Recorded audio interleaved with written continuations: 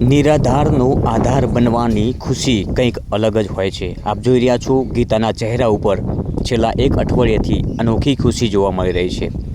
જ્યારે બનાસતક ન્યૂઝ નેટવર્કના માધ્યમથી અહેવાલ પ્રસિદ્ધ કરાયો અને ત્યારબાદ સેવાભાવી લોકો દ્વારા આપ જોઈ રહ્યા છો રોજે રોજ કંઈક ને કંઈક વસ્તુ આ પરિવાર માટે લઈને પહોંચે છે સેવાભાવી લોકો।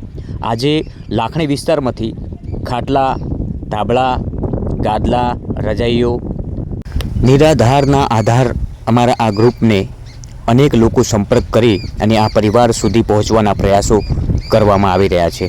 છેલ્લા કેટલાય સમયથી આ પરિવારની કોઈ સંભાળ પણ લેતું નહોતું, પરંતુ હવે ગીતાના અવાજના વિડીયા વાયરલ થયા બાદ સરસ્વતી સાક્ષાત એના કંઠમાં બિરાજમાન હોય તેવા દર્શન થયા બાદ હવે લોકો આ પરિવારની વહારે આવ્યા છે। આપ જોઈ રહ્યા છો એના પરિવારનો જે પણ સેવાભાવી લોકો સામાન કરિયાણું આપતા હોય છે એ સામાન મૂકવા માટે પટારો પણ મોટા પ્રમાણમાં સામાન સમાય એવો એક મોટો પટારો આવ્યો છે।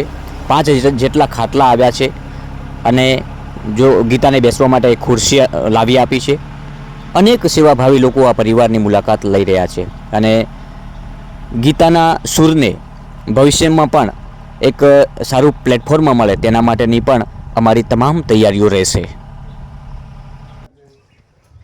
અમારું એક ગ્રુપ છે નિરાધારનો આધાર, અને નિરાધારનો આધાર બનવા માટે ખરેખર આજે એક સંતોષ જે મળી રહ્યો છે એ સંતોષ માત્ર ને માત્ર કુદરત આપી શકે, કોઈ વ્યક્તિ ના આપી શકે।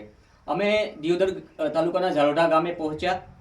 એક દિવ્યાંગ ગીતા ઠાકોર જેમનો અવાજ જાણ્યો અને એ વાયરલ વિડીયોને લઈને અમે જ્યારે ત્યાં પહોંચ્યા અને ત્યારબાદ અમે અહીંયા એટલા માટે પહોંચ્યા હતા આ પરિવારનો કોઈ આધાર બને, એટલે અમે અહીંયા આવીને પહેલાં તો કામ એ કર્યું કે અમે એક 10 લોકોનું નિરાધારનો આધાર એક ગ્રુપ બનાવ્યું અને એ ગ્રુપના માધ્યમથી ધીમે ધીમે આ જે પરિવારની વેદના હતી એ વાયરલ થઈ અને ત્યારબાદ આપ જોઈ રહ્યા છો એક દિવસ કરિયાણું આવે છે, બીજા દિવસે પૈસા આવે છે અને ત્રીજા દિવસે આપ જોઈ રહ્યા છો અહીંયા એક વ્યક્તિ નામ ના આપવાની શરતે એનું નામ પણ બોલવાની ના પાડી છે।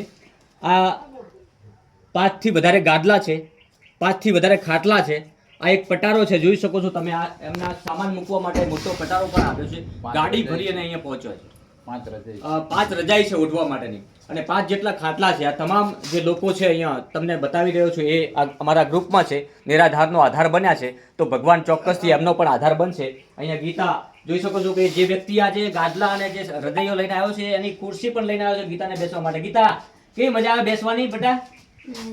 મજા આવે। હવે ખુરશી ઉપર બેસીને ગાવાનું હો? ખુશ છે ને તું?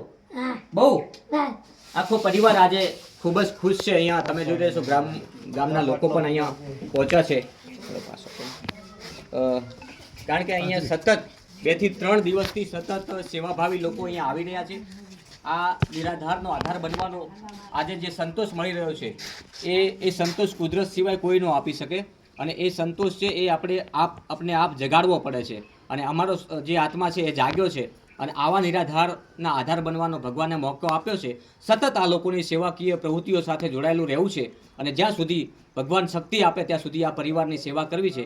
આગળ ઘણા બધા કોલ આવે છે, એક કોલ તો એવો આવ્યો છે કે ખરેખર સપનામાં પણ ન વિચારી શકાય। આપણે કદાચ ગીતાની આંખોની વાત કરી હતી અને એ આંખો માટે અહીંયા નીતિનભાઈ સોની પણ પહોંચ્યા હતા।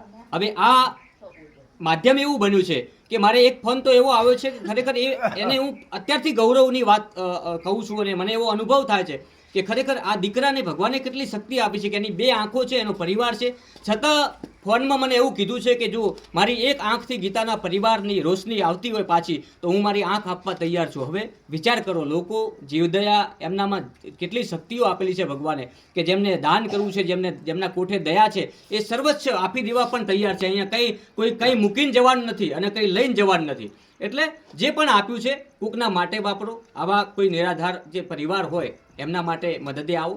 અમારું આ અભિયાન છે નિરાધારનો આધાર જે ગ્રુપ બનાવ્યું છે, સતત અમારો સંપર્ક કરજો। આ પરિવારની વારે અમે સતત રહેવાના છીએ।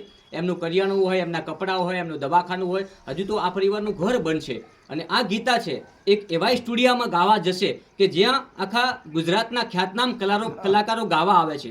જીવરાજભાઈ હાલનો ફોન આવેલો એમને કહેલું કે પરિવારને જે જીવન જરૂરિયાત છે આપણે સરકાર પાસેથી પૂરી કરાવીએ.